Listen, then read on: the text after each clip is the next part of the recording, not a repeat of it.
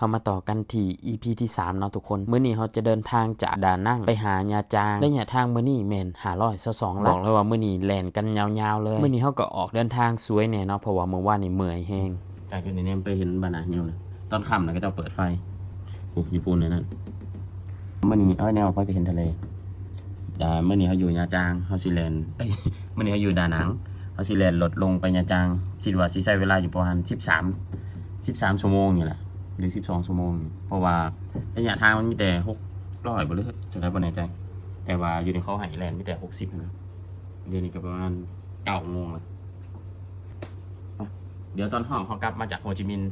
ภาคใต้นะถ้าถึงสิมาเที่ยวนี่ตอนนี้เขาฝ้าไปเวียกอยู่ภาคใต้อยู่เนาะโฮจิมินห์ไปทุกคนออกเดินทางกันต่อได้ไหม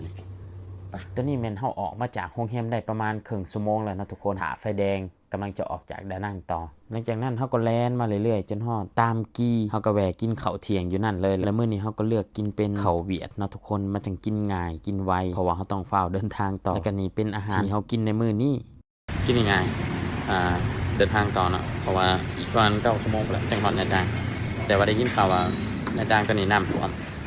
และตอนนี้ก็กับฝนเนี่ยผมใส่เสื้อกันฝนตลอดเลยโอเคเดี๋ยวกินข้าวกันทุกคนเดี๋ยวลุยต่อนะเขาก็ดีเว้ยนั่นแหละนี่dầu thôiน้ำมันกับหัวชิงไข่มาลองชิมต้มเค็มเราสั่งแล้วก็เต้าหู้ไข่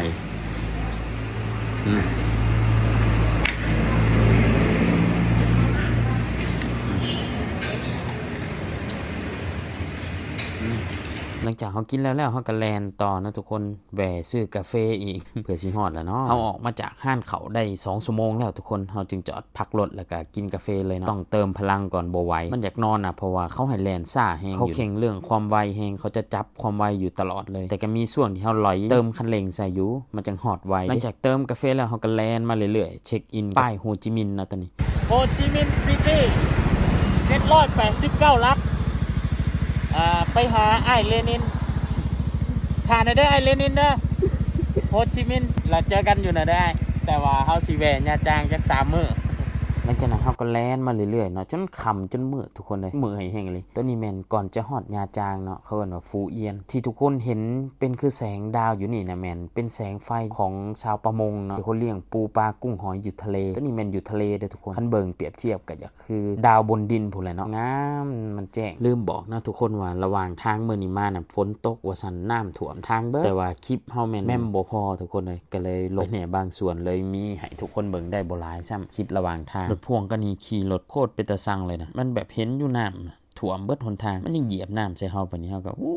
บ่ฮู้สิว่าน้ำมื้อนี้อยากว่าครบรถเลยทั้งแดดทั้งลมทั้งฝนเลยนะมื้อนี้พายุเพราะว่ามันเป็นหนามมรสุมอยู่เวียดนามเนี่ยเด้ทุกคนระหว่างทางมานี่แม่นน้ำท่วมหมดอยู่ญาจางก็ยังท่วมบางบ่อนแล้วตอนนี้เฮาก็เดินทางมาฮอดฟูเอียนนะทุกคนก่อนฮอดญาจางประมาณ2 ชั่วโมงครึ่งเฮามากินอาหารขึ้นชื่ออยู่นี่เนาะก็คือตาปลาทูน่าตัวใหญ่เด้ทุกคนตามันโคตรใหญ่เลยถ้วยนึงนี่มีแต่ประมาณ50,000รสชาติมันก็มันคือตาปลาทั่วไปแต่ว่ามันจะใหญ่กว่าเลยหอมกลิ่นปลาทูเนาะตากฝนหนาวๆแบบนี้สดฮ้อนๆนี่ป้าโทมีแฮงกระบาดทุกคนเช้านี้ก็ได้เติมกาแฟไปแล้วมามื้อแลงก็เติมคอลลาเจนเนาะคอลลาเจนจากตาปลาดอกนี่ทุกคนเบิ่งมั้ยปลาโตๆหน่วยบักใหญ่นี่เกือบซ้ำกับปั้นตามันนะแข็งตามันนะ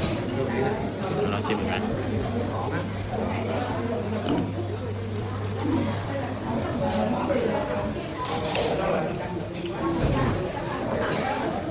ตัวหนึ่ง55,000ดก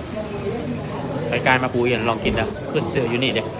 หลังจากนั้นเขาก็ออกเดินทางต่อโชคดีเลยทุกคนกี้นี่เขาเล็งมาประมาณ140แต่ว่ามันมาถึงทางโค้งเขาขี่ซ่าย้อนเขาบ่ฮู้ทางบังเอิญมาเจอตำรวจแต่ตอนเจอตำรวจเขาเล่น60ทางก่อนสิฮอดยาจางนี่โคตรมืดทุกคนมันเป็นขึ้นภูเนี่ยมันมีแดวอย่างนี้เอิ้นว่าแดวกะระยะทางประมาณ16 กิโลบ่อยู่เทิงภูมืดตื้อขี่ไปนี่ขนลุก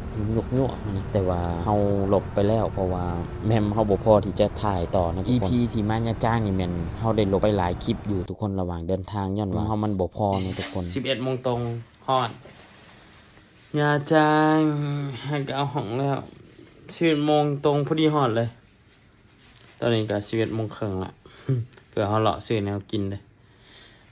ไปเดี๋ยวเฮานอนก่อนมื้อนี้เฮาสิ ถ่ายทะเลญาจางให้เบิ่งเนาะตอนนี้ เงาเลยเมารถจักรเลยเคยแต่เมารถเวลาคนอื่นขับ อันนี้ขี่รถจักรกันยังเมาเองโอ้โหดสุด